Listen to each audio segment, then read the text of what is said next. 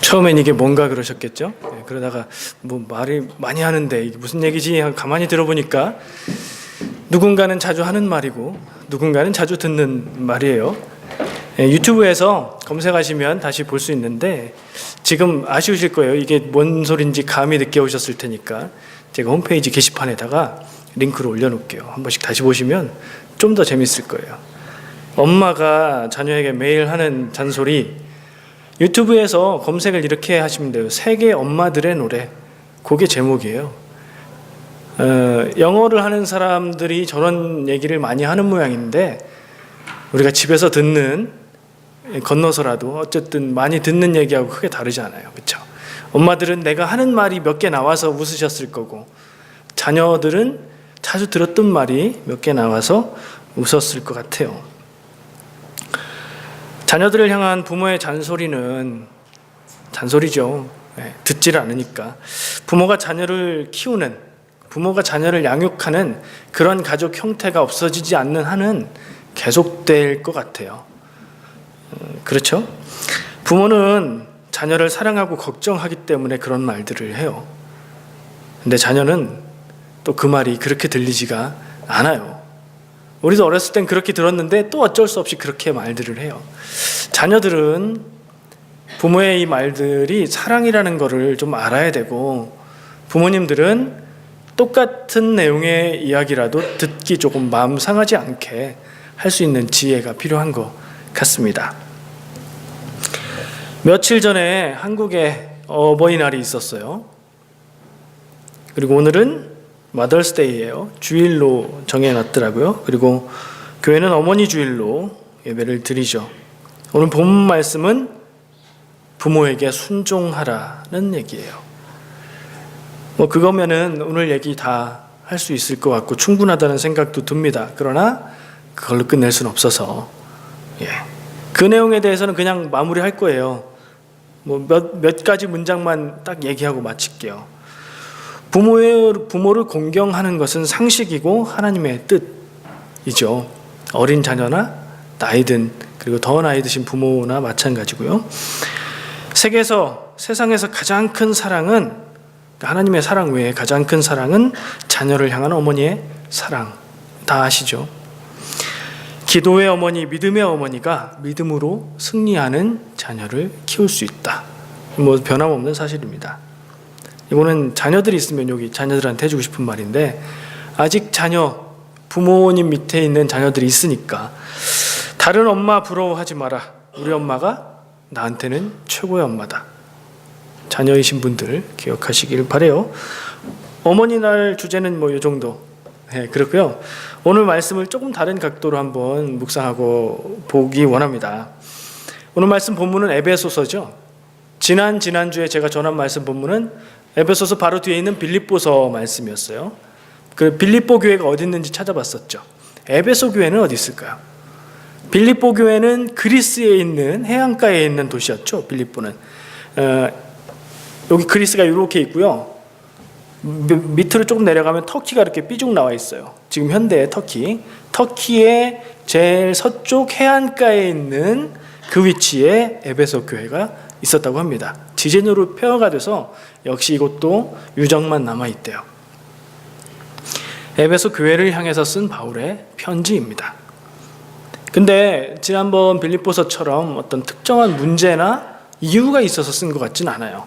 쭉 읽어보면 일반적인 이야기가 써 있어요. 일반적으로 교회를 향한 내용들이 있죠. 어떤 특정한 것에 대한 그 이슈가 없기 때문에 이건 구체적인 목적이 있어서 보낸 편지 같지는 않고 저 교회를 향해서 쓴 회람 편지, 돌려보는 그런 신앙적인 권면의 편지라고들 보고 있습니다. 오늘 본문 말씀은 그 중에서도 정말 일반적인 누구에게나 교회 다니지 않는 사람에게 말해도 고개를 끄덕일 만한 그런 내용이지요. 1절 말씀부터 4절 말씀까지 보면 1절이 사도 바울이 하는 얘기예요. 주 안에서 부모에게 순종해라. 2절, 3절은 그 같은 내용의 말씀이 구약 성경에 두 군데에 나오거든요. 근데 약간 달라요. 부모를 공경하라. 누가 하는 말이냐면 하나님이 이스라엘 백성을 향해서 주시는 말씀이에요. 십계명의 내용입니다. 어디에 나오냐면 출애굽기 20장 12절 부분에 그리고 신명기 5장 16절 두 부분에 같은 내용이 언급되는 거예요. 십계명의 내용을 쭉 나열하면서 나오는 다섯 번째 계명, 부모를 공경하라. 그러면 하나님께서 너에게 준 땅에서 네가 장수할 거다. 명이 길 것이다. 오래 살 것이다. 부모를 공경하는 게 하나님의 뜻, 나의 뜻이고 너희들은 그렇게 살아야 되고 그렇게 살 때 복된 삶을 살 것이다 라는 하나님의 말씀에 근거가 있다고 근거를 대면서 사도 바울이 부모에게 순종하라 라고 권면하고 있는 거예요. 좀 복잡한 것 같지만 무슨 말인지 아시겠죠? 사도 바울이 하고 싶은 얘기는 부모에게 순종, 그 근거는 하나님의 자기 백성들에게 주신 십계명 중에 하나. 근데 약간의 차이가 있어요. 부모를 공경하라고 했고요. 하나님 말씀은. 그리고 하나님이 내가 너희에게 준 땅에서 장수할 거다 그랬는데 사도 바울은 순종하라고 하고 있고요. 그리고 그 인용 부분에서는 그냥 땅에서 장수할 거라고 얘기하고 있어요. 조금씩은 바꿨죠. 하나님이 주신 땅이든 장수하는 것은 복된 삶을 상징적으로 표현한 것이라고 볼 수 있어요. 꼭 땅에서 장수하는 것만 이야기하지는 않습니다. 에베소서의 오늘 읽은 본문 말씀의 이 근처 앞뒤를 살펴보면 그 내용이 어떤 흐름 속에서 나왔는지 볼 수 있는데요. 그리스도인으로서 살아야 되는 삶에 대한 권면을 하고 있어요. 거듭난 새로운 삶을 사는 사람들에게 주는 말씀이에요. 4장 17절에 이런 얘기를 하고 있어요. 이제부터 너희는 이방인이 그 마음에 허망한 것으로 행함같이 행하지 말라. 이방인처럼 살지 말라. 그러니까 외국인 이방인을 얘기하는 게 아니라 믿음이 없는, 하나님을 모르는, 삶의 가장 중요한 가치의 자리에 다른 것이 있는 사람들처럼 살지 말고 하나님을 믿고 예수를 그리스도로 섬기고 복음을 가치로 삼고 사는 그런 사람들처럼 살아라 하고 쭉 나열하는 내용 중에 부모에게 순종하라는 말씀이 있다는 거죠. 아내를 향해서 이렇게 말합니다. 5장 22절부터 보면 남편에게 복종해라. 아내들 듣기 그렇게 편한 얘기는 아닐 거예요. 근데 이렇게 말하지 않으면 그러지 않을 거니까 이렇게 말을 하는 것 같기도 하고, 그렇죠?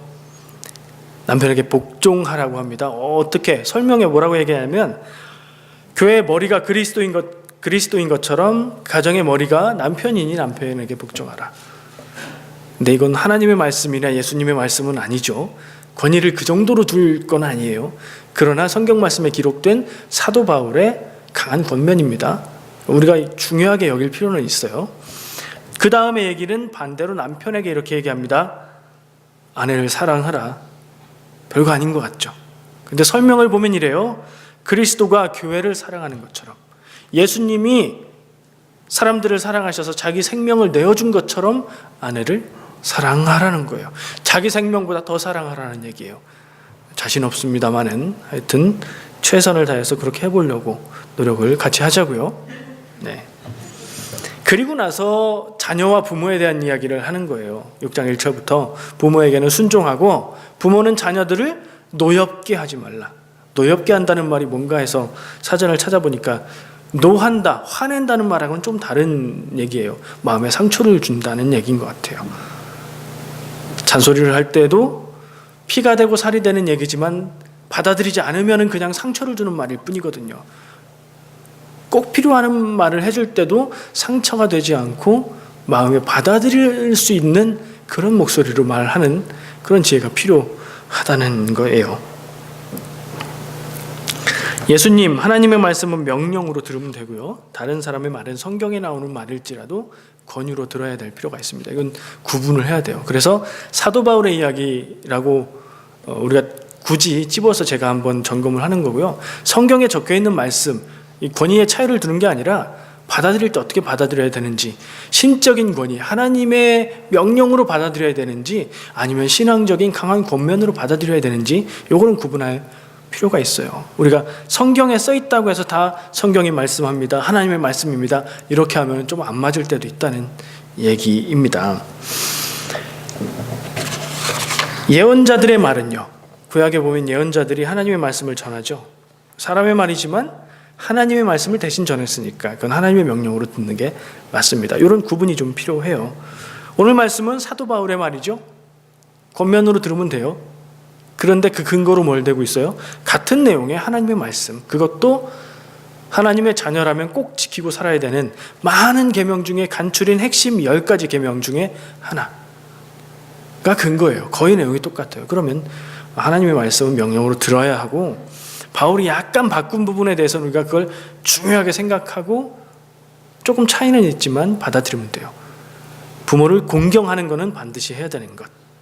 근데 부모에게 순종하는 것은 조건이 좀 달려 있어요. 오늘 본문 말씀 보면 조건이 딱 하나 있어요. 6장 1절에 보시면 어떤 조건이 달려 있는지 어렵지 않게 찾을 수 있어요. 주 안에서. 영어나 다른 언어에서는 조금 형식이 다른데 우리말에서는 이런 부분은 앞에도 붙고 뒤에도 붙고 아무데나 갖다 붙어요. 그래서 주 안에서가 뭐를 꾸미는지 정확하게 보기는 어려워요.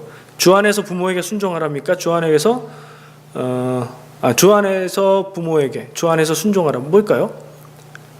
순종의 내용에 대해서 제안하고 있는 거예요. 부모님이 내게 요구하고 하라는 말씀이, 그 얘기가 주님의 뜻 안에 있을 때 그때 순종하라는 얘기가 되는 거죠.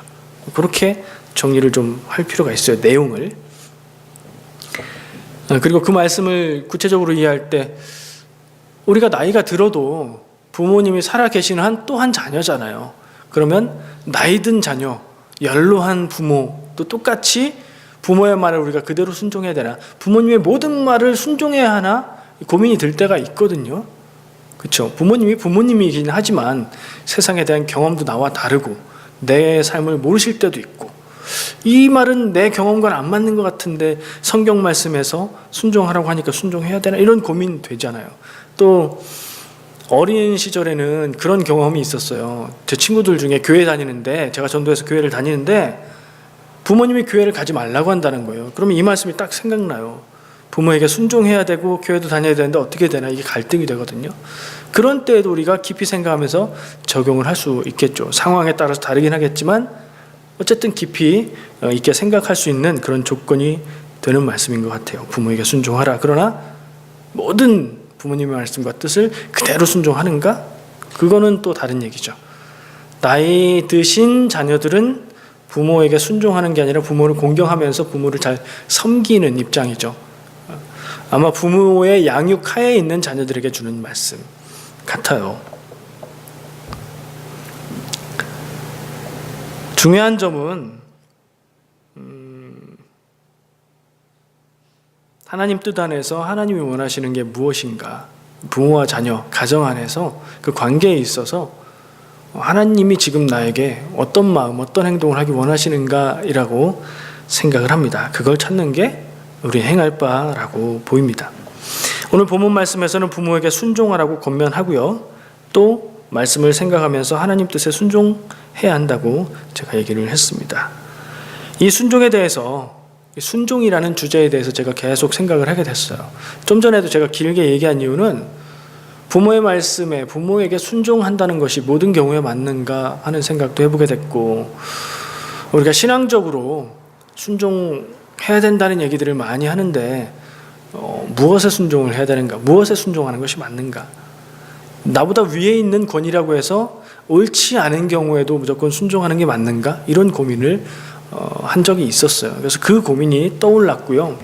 그런 생각을 하면서 이 순종이라는 단어에 대해서, 그 주제에 대해서 생각을 하게 됐어요. 부모님에게 순종해라 하는 주제에서 지금 다른 주제로 슬쩍 다리를 건너가고 있어요. 순종. 하나님 뜻에 순종하는데 제 고민입니다. 어떻게 내 뜻을 내려놓고 하나님의 뜻에 순종할 수 있을까? 근데 그 이전에 어떻게 무엇이 나의 뜻이고 무엇이 하나님의 뜻인지 알 수 있을까? 하나님의 뜻인지만 알면 순종할 마음이 있는데, 근데 내 마음속에 고민이 되고 갈등이 되는 것은 이게 내 뜻인지 내가 원하는 건지 하나님의 뜻인지 그걸 잘 모르겠단 말이에요. 답은 여러분들 마음에 떠오르는 답이에요. 기도하는 게 그 해답입니다. 제 경험은 그렇습니다. 기도할수록 처음에는 혼란스럽고 복잡하고 희미하던 것들이 지워질 것은 지워지고 또렷해질 것은 또렷해지는 경험을 하게 돼요. 또렷해지는 것은 하나님의 뜻이고 놓게 되는 것은 저의 뜻인 것 같아요. 여러 번 그런 경험을 합니다. 공감하시는 분도 있을 거고 또 다른 방법으로 하나님의 뜻을 구하실 수도 있겠죠. 그 방법에 있어서 가장 중요한 점은 하나님의 뜻을 내 삶의 기준의 첫 번째 자리에 두느냐 아니냐인 것 같아요. 방법은 다를 수 있지만 그건 다를 수 없죠. 하나님의 뜻을 내 삶의 기준의 첫 번째 자리에 두는 사람은 하나님의 자녀요 그리스도인. 하나님의 뜻이 아닌, 하나님의 뜻은 조금 밑에 있고 가만히 생각해 볼 때 나의 뜻 혹은 나를 향한 다른 사람의 기대가 더 높은 곳에 있다면 교회는 다니지만 하나님의 자녀나 그리스도인이 되기에는 아직 시간이 좀 필요한 걸로 생각을 해야 됩니다. 우리는 어디에 있을까요? 늘 내 뜻대로 하나요? 늘 하나님 뜻대로 하나요? 요 사이 어디쯤 있죠. 어떤 때는 하나님의 뜻에 순종하고 어떤 때는 내 뜻대로 하고 싶고 어떤 때는 다른 사람의 기대를 채워주고 싶기도 하고 그렇죠. 같이 기도하자고요. 기도하면서 점점 더 모든 일에 있어서 하나님의 뜻에 순종할 수 있는 우리가 되었으면 좋겠습니다. 그리스도인으로서 우리가 하나님의 뜻을 구하면서 살 때에 중요한 일을 결정할 때 그런 일들을 겪죠. 또 어떤 선택을 할 때 그런 일들을 겪었습니다. 우리는 흔히 교회에서 흔히 쓰는 말, 교회 문화라고도 할 수 있을 것 같아요. 기도하겠습니다. 이런 얘기를 해요. 누군가 누구에게 부탁을 하면 금방 대답을 하기 어려울 때 기도해 보겠습니다. 그렇게 말하죠. 그리고 진짜 기도하세요? 기도해 보겠습니다가 정중한 거절의 표현인가요? 아니면 잠깐 시간을 벌기 위한 말인가요? 무슨 뜻이죠? 기도해 보겠습니다. 기도해 보겠다는 거예요. 기도해 보겠다는 건 무슨 말이죠? 하나님의 뜻을 구하겠다는 거예요. 지금 이 이야기 앞에서, 이 나에게 다가온 이 요구 앞에서 나는 지금 무엇인지 잘 모르겠지만 하나님의 뜻을 구하고 하나님의 뜻에 순종하겠습니다. 이 얘기예요. 그래서 기도해 보겠습니다 라고 말할 때는 그렇게 말씀하셔야 돼요. 그냥 듣기 좋은 말로, 신앙적인 것처럼 보이는 말로 기도해 보겠습니다 라고 하지 마세요. 그냥 싫으면 싫다고 하시고 좋으면 좋다고 하시고, 정말 기도해서 답을 구할 일이라면 기도해 보겠습니다 하시고 기도하세요. 어떤 때는 인터넷 하다가 페이스북 같은 데 댓글 달잖아요. 누가 힘들고 어렵다, 부모님이 아프시다 뭐 이런 얘기 막 하면 기도하겠습니다, 기도하고 있습니다 쓰잖아요. 어느 날은 제 자신이 기도하겠습니다 쓰는데 그러고 나서 적어놓고 잊어버리는 자신을 발견한 거예요. 말로만 마음은 진심이죠. 기도하겠습니다인데 굉장히 그 말이 공허하게 느껴지는 거예요. 제가 그냥 하는 인사말처럼 기도하겠습니다 하는구나. 그러면 안 되겠다는 생각을 해서 그 뒤로는 제가 만약에 누군가 쓴 글에다 댓글을 기도하겠습니다 혹은 기도합니다 쓰면 진짜 기도하는 거예요. 어떤 방법으로 하냐면 적어도 잊어버리지 않기 위해서 기도하고 댓글을 답니다. 짧은 시간이라도, 잠깐이라도. 이 기도하는 데 있어서는 허언이, 헛소리가 있으면 안 돼요. 기도하겠습니다는 기도하겠다는 말이에요. 그렇게 말씀하시고, 그리고 실제로 기도하면서 하나님의 뜻을 구하고 기도를 통해서 하나님의 능력을 구하는 삶을 사시기를 축복합니다. 저한테 고민이 좀 있었습니다. 요 근래에. 짐작하시겠죠? 고민 좀 됐겠다 싶을 거예요. 네. 중요한 일을 결정할 때 기도하겠습니다 하고 고민을 하는 경우가 있어요. 기도해야 되겠다는, 고민하겠다는 말인가요? 기도하겠다는 말인가요? 좀 전에 제가 한 말에 비춰보면 기도해야 되겠다, 기도해야 되겠다는 말이죠. 고민해야 되겠다가 아니라. 근데 우리는 삶 가운데 여기에 좀 혼란이 있는 것 같아요. 어쩌면 저만 그럴지도 모르겠고. 들어보세요. 제 얘기니까. 기도해야 되겠다 생각하고 고민합니다. 밤에 잠 못 자면서 고민을 해요. 이 일을 어떻게 해야 되는가? 어떻게 하는 것이 맞는 것일까?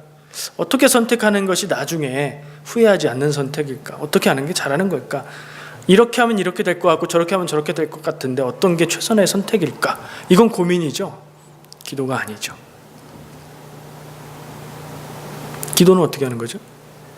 하나님, 이 일에 하나님의 뜻은 무엇입니까? 나를 향한 하나님의 뜻은 무엇입니까? 하나님이 내 앞에 이런 일들을 주셨는데 내가 어떻게 하기를 원하십니까? 제 마음은 이렇습니다. 내 상황은 이렇습니다. 하나님의 뜻은 무엇입니까? 내 생각에 이렇고 이 길은 되게 어려울 것 같은데 하나님, 이 길이 하나님의 뜻인 것 같은데 이 길로 가야 됩니까? 그럼 하나님이 책임져 주세요. 이렇게 가는 게 기도죠. 그죠? 기도할 일에 대해서는 기도하시고, 근데 고민할 일도 있어요. 그죠? 어떤 사람들이 팟캐스트 들으면서 들은 얘기인데, 어떤 사람들이 중국 음식점에서 본 일이래요. 한 무리의 젊은 사람들이 딱 와서 앉더니 시끌시끌 하더래요. 그래도 보니까 서로 손을 딱 잡고 중국, 그러니까 어디죠? 산동반점에서, 상상해보세요. 산동반점 넓은 자리에서 시끄러워서 보니까 젊은 사람들이 20여 명이 손을 잡고 통성기도를 하더라는 거예요. 소리가 들려서 가만히 들어보니까 주여 짜장면을 먹어야 됩니까? 짬뽕을 먹어야 됩니까? 기도할 문제인가요 이게? 그쵸? 그걸 위해서 짬짜면이 있는데 기도할 수도 있어요. 그쵸? 내 삶의 모든 것을 하나님의 뜻에 따르겠다, 그런 의지가 있다면 사소한 것이라도 기도할 수 있지요. 근데 그게 그렇게 수십 명의 사람이 손을 붙잡고 크게 통성기도를 할 내용은 아닌 것 같아요. 우리가 선택할 수 있는 일이 있어요. 하나님이 우리의 선택에 맡겨주시는 일이 있어요. 그 일들은 이렇게 선택해도 괜찮고 이렇게 선택해도 괜찮아요. 그거에 대해서 기도할 필요는 없습니다. 그건 고민하면 돼요. 어떻게 하는 게 맞나. 고민에 대해서 예수님이 아주 명쾌한, 정말 기가 막힌 얘기를 해주신 게 있어요. 떠오르는 어떤 말씀이 있으세요? 고민, 염려라는 말로 예수님은 얘기하셨는데, 두 군데 말씀에 있어요. 같은 내용인데 마태복음과 누가복음 이런 얘기 하세요. 너희 중에 누가 염려함으로 그 키를 한 자라도 더 할 수 있느냐. 제 마음의 원함보다 키가 작았던 저에게는 정말 와닿는 얘기였어요. 걱정하고 근심하고 생각하고 마음을 써서 키가 클 수 있었다면 저는 190은 됐을 겁니다. 청소년 시절에 제 키에 대해서, 제가 초등학교와 중학교 초반에는 좀 뒷자리에 앉았었어요. 근데 가면 갈수록 제일 앞줄을 벗어나지 못하는, 무슨 말인지 아시죠? 옛날에는 키 순서대로 번호를 했잖아요. 앞줄에 앉았었어요. 뒷줄로 가고 싶었어요. 키가 크고 싶었어요. 이 말씀을 봤는데 맞아. 아무리 고민하고 아무리 생각하고 아무리 그냥 애가 타듯이 마음을 써도 키는 안 크지. 키는 유전자에 따라서, 그리고 영양소에 따라서, 그리고 때가 있잖아요. 키 조금 더 크게 못하는 그런 고민은 낭비죠. 그런 낭비 같은 고민 우리가 얼마나 많이 하고 있습니까? 일반적인 말로 바꿔 말하면 이 예수님의 얘기는 뭐예요? 너희들이 아무리 고민한다고 해서 바뀌지 않는 일이 바뀌니? 뒤집으면 바뀌지 않는 일에 대해서는 고민하지 마. 바꿀 수 없는 일에 대해서는 마음 쓰고 애쓰고 힘들이지 말고 바꿀 수 있는 일에 대해서 에너지를 쏟아. 그런 얘기가 되죠. 근데 우리의 삶엔 어때요? 안 바뀌는 거 가지고 고민 많이 하죠. 백날을 고민해도 안 바뀌는 거 가지고 무서워하고 겁내고 두려워하고 고민하고 막 그래요. 그때 이 말씀이 좀 생각나시길 바라요. 그럼 어떻게 해야 돼요? 고민을 하지 말고 그건 기도할 일이죠. 하나님의 뜻을 구할 일이죠. 기도하면 내가 바뀌든가 상황이 바뀌든가 할 거예요. 근데 내 고민으로는 바꿀 수 없어요. 가만히 생각해봐서 어떤 일을 딱 만났을 때 가만히 생각해봐서 이거는 내가 고민해서 바꿀 수 있는 문제, 해결할 수 있는 문제, 하나님이 나한테 고민해서 풀라고 주신 거야. 그렇다면 고민을 해야죠. 근데 딱 생각해볼 때 이거는 고민이 아니네. 기도해야 되는 거예요.